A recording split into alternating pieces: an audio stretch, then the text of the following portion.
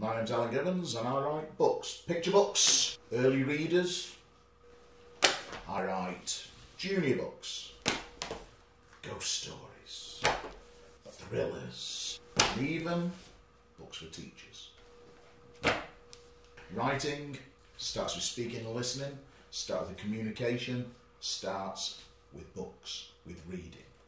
And on the basis of this, we express ourselves through speech, through thought, through writing. This, your brain, it's all a vehicle for meaning. That's what the grammar is. The nuts and bolts to say something you really want to communicate to a reader. Whenever we encourage a child to write, we encourage them to create a world, to see it, hear it, feel it, smell it, touch it. Storytelling basically is about show, don't tell. It's not what you tell them, it's how you tell them. A series of events, that's bland, that's dull. It's the richness of how you hear the rustle of leaves under your shoes, of how you see the sunlight, how you hear the whisper of the wind through the trees, how you can actually say that in your own particular way and make the reader really grasp the experience. And in order to get the child to make this intellectual jump, whether it's fiction, non-fiction or poetry, right at the heart of that is the teacher providing them with a rich experience, both of texts, so the child can see how effective writers do that job, but also rich teacher talk, where they actually transpose ideas into written form.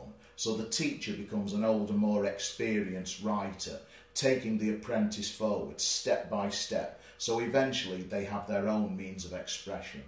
It's a similar process with non-fiction or poetry. We've got to break up the process of how all these genres work, to model that process with and for the child, so they can access their own individual way of communicating, persuading, getting their reader to believe in what's being told. And the final thing every teacher really has to remember is that this young writer is a child, is a beginning writer, and so they have to have texts, they have to have experiences which are accessible and child-friendly. So there's a bridge to the adult writer that they will one day become.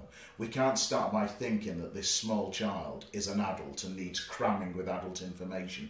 We've got to steadily build their experiences, build their skills base, so they'll become that talented, effective writer late in their teens. And we begin with this child, with this story, with this piece of poetry, with this piece of non-fiction, and develop their skills base, develop their enthusiasm, develop their passion right on.